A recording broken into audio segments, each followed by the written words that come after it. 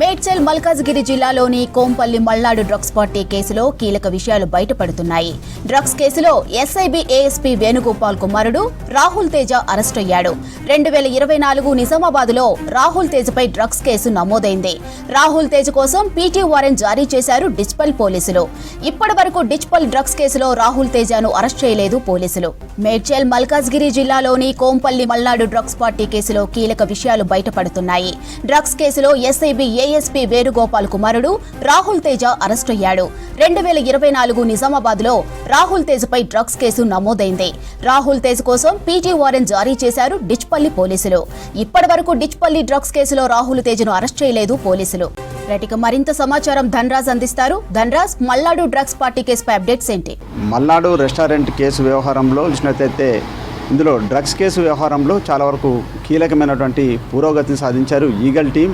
అయితే హైదరాబాదు శివారు ప్రాంతమైనటువంటి కోంపల్లిలో ఉన్నటువంటి మల్నాడు రెస్టారెంట్ కేంద్రంగా చేసుకొని దాని ఓనర్ అయినటువంటి సూర్య, అదేవిధంగా డ్రగ్స్ సంబంధించిన సప్లయర్గా ఉన్నటువంటి రాహుల్ ఇద్దరు కలిసి కూడా ఇటు వివిధ రాష్ట్రాల నుంచి డ్రగ్స్ తెప్పించి కూడా పలువురు నైజీరియన్లతోటి కొరియర్లుగా వాళ్ళని ఉపయోగించి సప్లై చేయించారు. ఈ క్రమంలోనే ఈ విషయం తెలుసుకున్నటువంటి ఈగల్ టీం ఏకకాలంలోనే ఓవైపున మల్నాడు రెస్టారెంట్తో పాటుగాను మరోవైపున చూసినట్టయితే హైదరాబాద్లో ఉన్నటువంటి పలు పబ్బులపైన ఏకకాలంలో దాడులు చేశారు. ఆ తర్వాత 5గురిని అరెస్టు చేయడం జరిగింది.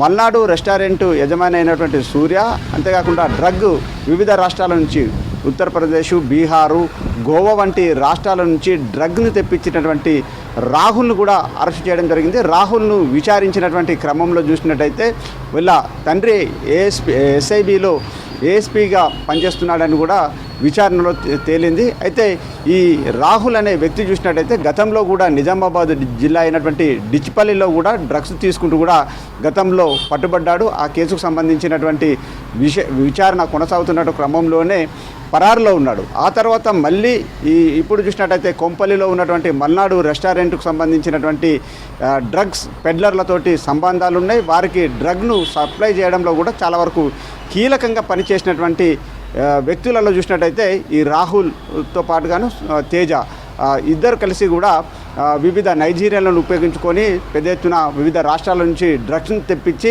పలు పబ్బులకు గాను అదేవిధంగా రెస్టారెంట్కు వచ్చేటువంటి వ్యక్తులకు వీళ్ళు సప్లై చేసినట్టుగాను ఇప్పటికే ఈగల్ టీం గుర్తించడం జరిగింది.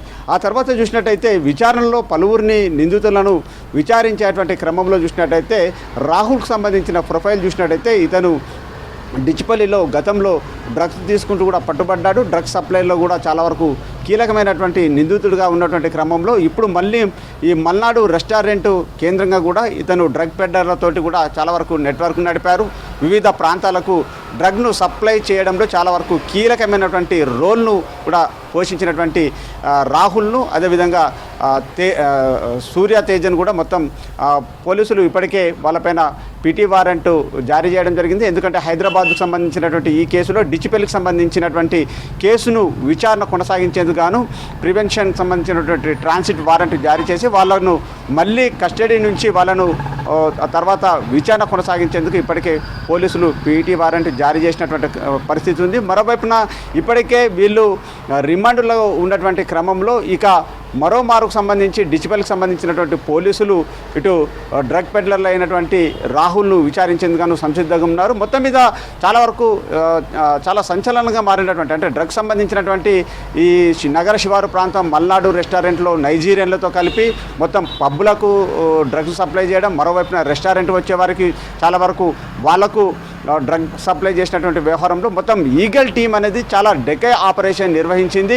ఆ తర్వాత వాళ్ళను రెడ్ హ్యాండెడ్గా 5గురిని పట్టుకొని విచారించినటువంటి క్రమంలోనే ఎస్ఐబిలో ఉన్నటువంటి వేణుగోపాల్ కొడుకైనటువంటి రాహుల్ పట్టుబడడంతో ఇంకా ఎవరెవరికి సంబంధాలు ఉన్నాయి, ఎవరెవరికి డ్రగ్ సప్లై చేశారు, అదేవిధంగా డ్రగ్ను ఏ ప్రాంతాల నుంచి వీళ్ళు డ్రగ్ పెడ్లర్ ద్వారా ఇక్కడ హైదరాబాద్కు తీసుకురావడం జరిగింది. మొత్తం ఈ కేసుకు సంబంధించినటువంటి ఈగల్ టీం చాలా వరకు దర్యాప్తు కొనసాగిస్తూ ఉంది. మొత్తం ఈ నార్కోటిక్ బ్యూరో చూసినట్టయితే కూడా ఇప్పటికే పలు టీములుగా ఏర్పడి చాలా వరకు అంటే ఇప్పుడు నిందితులు ఇచ్చినటువంటి 5 నిందితులు ఇచ్చినటువంటి ఇన్ఫర్మేషన్ ఆధారంగా ఇక హైదరాబాద్తో పాటు నగర సంబంధించినటువంటి శివారు ప్రాంతంలో ఏ రెస్టారెంట్లకు ఎవరెవరికి వీళ్ళు అమ్మారు, దీనికి సంబంధించినటువంటి కస్టమర్లు ఎంతమంది ఉన్నారనే విషయాలపైన ప్రధానంగా దృష్టి సారించినటువంటి క్రమంలో ఇక రాహుల్ను విచారించినట్లయితే మొత్తం ఇతను పోలీసుకు సంబంధించినటువంటి ఒక ఎస్ఐబిలో ఉన్నటువంటి డిఎస్పీ ర్యాంక్లో ఉన్నటువంటి వేణుగోపాల్ కొడుకు కావడం చాలా వరకు ఈ కేసులో చాలా వరకు ప్రాధాన్యత